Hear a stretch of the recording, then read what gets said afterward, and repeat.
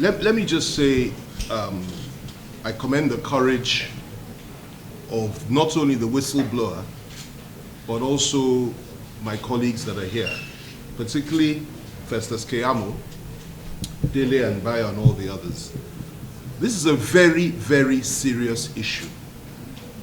And it's an issue that touches and concerns the nature of society that we are in. And it's very painful for me particularly to hear about these things. But when I heard the voice of the former vice president of a government which I served, talking about SPVs and slush funds and siphoning money and a clever way to steal, and I asked myself, why is it that some people can do these things with such impunity and nothing happens to them, whilst others would have done nothing at all and everything bad happens to them? This is not the kind of society we want or that we worked for.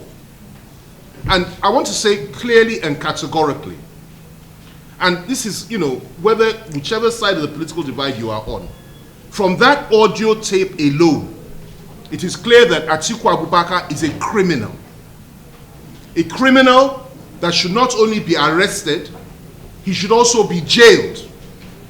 He has brought disgrace and infamy on everything that the Obasanjo government achieved.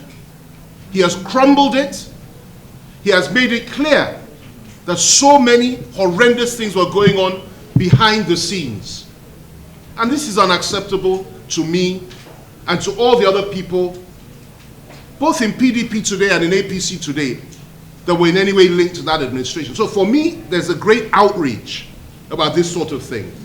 Secondly, I want to make this point, if I may, and I want us to take this very seriously. The safety of the whistleblower is at stake. This is a very serious issue. And I join Festus Keyamo and others, Dele and everybody else on this side of the divide to say, look, nothing must happen to this man. I'm aware that one or two individuals that are very close to Atiku Abubakar have gone as far as to suggest that they want to take his life. They're keeping quiet publicly, but behind the scenes, they are shaking like chicken because they know that this is their end. If it had been anybody else in this room, or if it had been our candidate, Asiwaju Bola Ahmed Tinubu, whose voice you heard on that audio, by now, you know what would have happened. Let's face it, let's be honest. Every newspaper in this country, it would have been headline. It would have been on every television station in this country. We would have been lambasted, insulted, and they would have called for his arrest. But there was silence here. Everybody was pretending, everybody was ignoring it. Why? Because it's Atiku. Now I say this finally, that those that believe within Atiku's camp, and again, there's an identifiable person, I don't want to mention his name yet, but I will when the time comes. He's a businessman that believe that they have all the security agencies in their pockets because they posted this, that nothing can happen because we have all the security agents in our pockets. Let it be that this is a case that will prove him and them wrong. He's not above the law. I call for his investigation, his invitation, and his prosecution, because others have been prosecuted for doing far less. This is what you call direct evidence. Yes. It's not a question of hearsay. Direct evidence. And if he has a defense, let him come and provide the defense.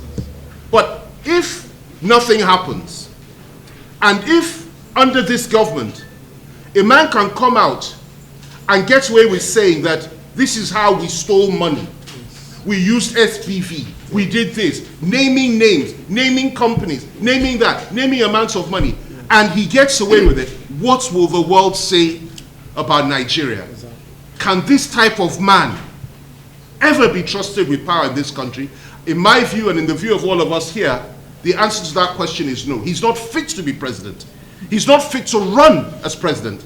And the people around him are even worse criminals than he is. And we have absolutely no fear. And like Festus has said, if what we are saying here will cost us anything, because, you know, this is a very emotional moment for me and for many of us. No matter what it costs us for saying these things against them, it's not just about the campaign anymore. It's about the integrity of our country. And whether or not, as the leading black nation on earth, whether we have decent men that can run for office. They maligned Asiwaju for so long, for so many months. They called him a drug dealer. They called him everything. They said he was mentally unsound. They said this, that, everything. We simply responded forcefully, and we stood our ground. Now, a serious allegation has come from their own mouths. A man confessing to criminal acts when he was in power. And you expect us to keep quiet? Let them bring out their brightest and best to defend this one. We're waiting for them. Thank you very much.